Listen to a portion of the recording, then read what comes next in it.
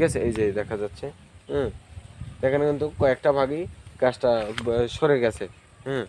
তো এই গাছটা কিন্তু বেশি একটা বড় না, 30-40 ফুট 20-30 ফুট উঁচু হয় এই গাছগুলো, আর অনেক ঝোপ হয়। মানে গাছটা অনেক ঝোপ ঝোপ বানিয়ে ফেলে এই গাছটায়। ঠিক আছে,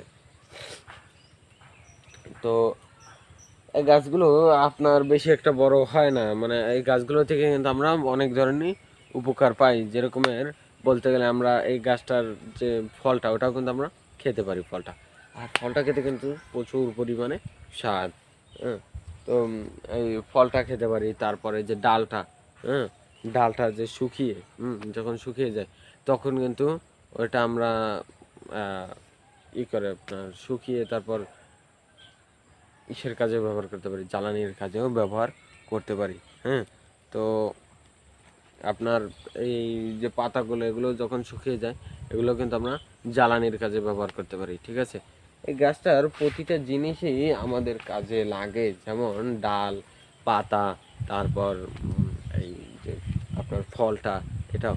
শুধু একমাত্র যে মেইন যে গাছটা, ওইটা কোনো কাজে লাগে না, কারণ এই গাছটা থেকে কোনো আমরা পাই না।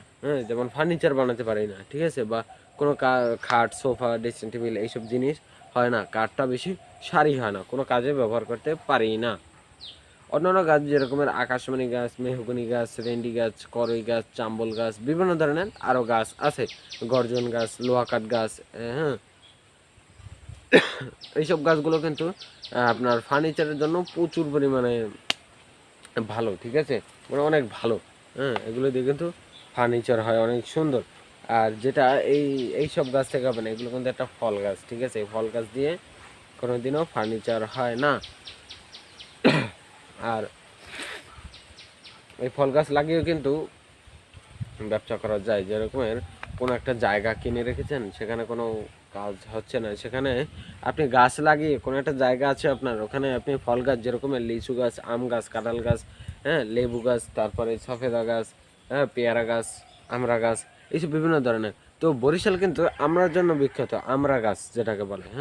একটা আমড়া গাছে কিন্তু প্রচুর পরিমাণে আমড়া হয়, আর আমরা কিন্তু কুড়ি হিসেবে বিক্রি হয়। কুড়ি বলতে গেলে মানে 20টা বিক্রি করা হয়। 20টা আমরাই 1 কুড়ি বলা হয়। এই 20টা আমরার দাম 40 টাকা। ঠিক আছে, মানে 2 টাকা করে পিস পড়ে। আর পেয়ারাও কিন্তু খুব ভালো হয়, পেয়ারা হয়, লেবু হয়। তো কোনো কোনো জায়গায় আপনার লেবু হয় ভালো, আবার আমড়া হয় ভালো, আবার সবেদা হয় ভালো, লিচু ভালো হয়, তারপর মালটা, কমলা, এইসব বিভিন্ন ধরনের গাছই আছে। এগুলো লাগিয়ে আপনি ব্যবসা করতে পারেন। যেরকমের মানে লাগিয়ে রাখলেন, প্রতি বছর ফলন পাচ্ছেন, সেখান থেকে আপনার আউড়ে কিছু টাকা আসছে। ঠিক আছে, মানে আলাদা একটা পরিমাণ টাকা